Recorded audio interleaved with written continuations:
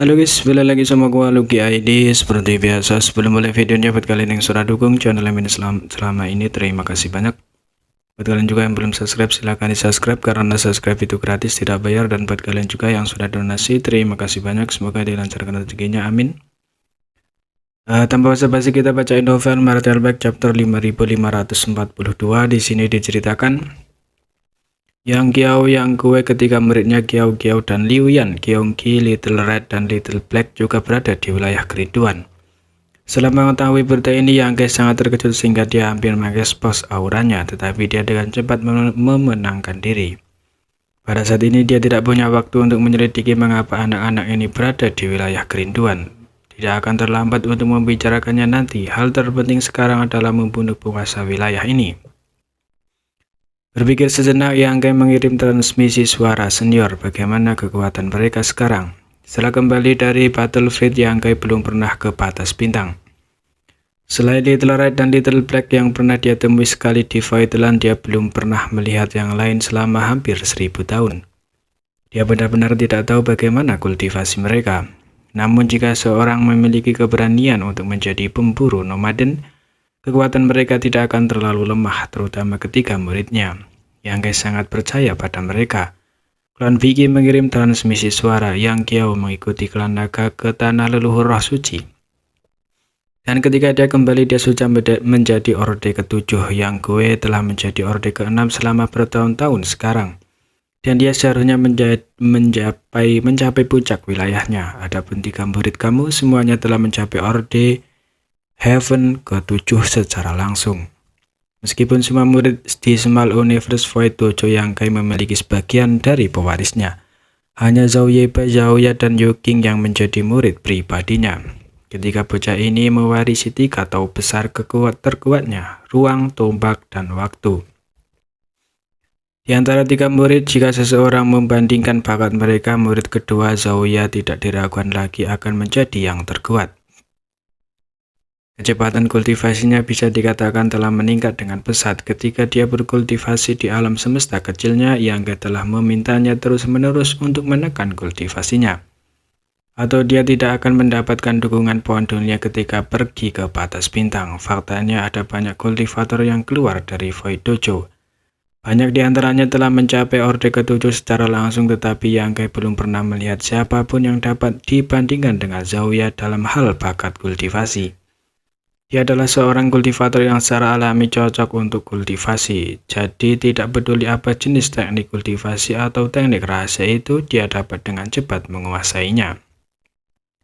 Ini adalah monster sejati di antara monster Kui, sedikit lebih rendah dari Zhao Ya, tetapi dia juga sangat luar biasa. Yang jarang adalah dia memiliki kompatibilitas tinggi dengan Tao of Team.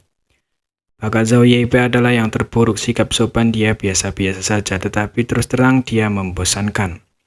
Namun di antara ketiga murid itu, yang menurut Yang Kue paling tinggi adalah Zhao Yebe. Menjadi biasa dan membosankan berarti dia akan dapat lebih fokus pada kultivasi dan memperkuat pondasinya.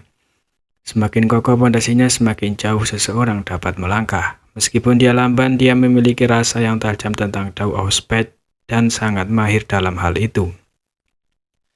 Sebelum Yang Kue pergi ke battlefield, dia telah mengirim ketiga muridnya kembali ke batas bintang. Setelah bertahun-tahun, berkat pohon batas bintang, istana surga tinggi telah menginvestasikan banyak sumber daya, memungkinkan mereka untuk maju ke orde ke-7 secara langsung beberapa ratus tahun yang lalu. Jika ini di masa lalu, itu akan menjadi harta paling berharga dari semua Cave Heaven Paradise. Sipir yang baik untuk leluhur tua orde ke-9 di masa depan. Tidak peduli siapa itu, mereka akan dibesarkan sebagai penerus. Pada saat inilah umpan balik pohon batas bintang begitu besar sehingga generasi muda yang mampu menerobos ke orde ke-7 terus-menerus muncul, menyebabkan bibit muda yang menjanjikan yang memiliki kesempatan untuk mencapai orde ke-9 ini menjadi kurang menakjubkan. Meski begitu, setiap kultivator yang langsung menerobos ke orde ke-7 akan menerima perhatian terbesar dari Cave Heaven Paradise dan kultivasi terbaik, karena semuanya adalah harapan masa depan ras manusia. Liu Yan, Kiao Kiao, dan Gyeonggi semuanya memiliki garis darah roh suci dan telah berkultivasi di tanah leluhur roh suci sebelumnya. Sekarang garis keturunan mereka murni. sebanding dengan ras manusia Orde ke-7. Namun mereka semua adalah roh suci, jadi mereka secara alami lebih kuat dari Orde ke-7 ras manusia pada umumnya. Adapun Little Red dan Little Black, karena mereka memiliki garis keturunan campuran, mereka tidak memenuhi syarat untuk pergi ke tanah leluhur roh suci dan telah berkultivasi di sisi Bigi. Jadi mereka sedikit lebih lemah, hanya setara dengan ras manusia Orde ke-6. Ada 10 orang di kapal ini, total 7 Orde ke-7 dan 3 Orde ke-6. Jika mereka memasukkan klon Bigi, bahkan jika mereka bertemu dengan penguasa wilayah bawaan, mereka akan memiliki kemampuan untuk bertarung. Mereka telah menjadi pemburu nomaden selama lebih dari 1 dekade sekarang, dan dapat tetap aman dan sehat berkat perlindungan klon Bigi dan juga karena kekuatan mereka sendiri. Jika kekuatan sendiri tidak mencukupi, tidak ada gunanya, tidak peduli bagaimana orang lain mencoba melindungi mereka. Sebelum Bigi setuju untuk membawa mereka keluar, apakah dia benar-benar tidak melihat niat mereka? Hanya saja Bigi juga merasa bahwa bunga yang ditanam di rumah kaca tidak banyak berguna. Dunia berada dalam kekacauan sekarang dan sulit untuk tumbuh di balik pintu tertutup. Bepergian dan bertarung dengan klan Tinta tidak diragukan lagi merupakan pengalaman yang baik, tetapi ada terlalu banyak faktor yang tidak dapat dikendalikan dalam pasukan besar. Jadi menjadi pemburu jauh lebih nyaman. Setelah mengetahui tentang pertumbuhan anak nakal kecil ini dari klon Bigi, Yangkai cukup senang. Dia bukan satu-satunya yang menjadi lebih kuat, bocah-bocah kecil itu juga menjadi lebih kuat. Dan semua manusia bekerja keras untuk menjadi lebih kuat. Masa depan ras manusia sangat menjanjikan. Dengan penguatan yang begitu kuat, tiba-tiba muncul Yangkai merasa bahwa dia bisa sedikit memperbaiki rencananya. Mungkin dia bisa mengambil kesempatan ini untuk menunjukkan kepada bocah-bocah kecil ini betapa kuatnya penguasa wilayah bawaan. Mereka mungkin belum pernah bertarung dengan penguasa wilayah sebelumnya. Berpikir demikian, dia mengirim transmisi suara. Detik berikutnya, kedua kapal perang segera berpisah dan melarikan diri ke arah yang berbeda.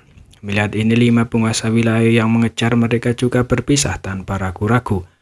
2 penguasa wilayah di kapal perang Bigi dan 3 di pihak Breaking Dawn. Bagi 5 penguasa wilayah, 2 kapal perang ras manusia di depan mereka tidak diragukan lagi adalah 2 ikan besar. Meskipun ada seorang kultivator ras manusia Orde ke-8 menjaga mereka, mereka benar-benar tidak menempatkan mereka di mata mereka. Selama salah satu penguasa wilayah berhasil menahan kultivator ras manusia Orde ke-8, sisa ras manusia dapat dengan mudah dibantai.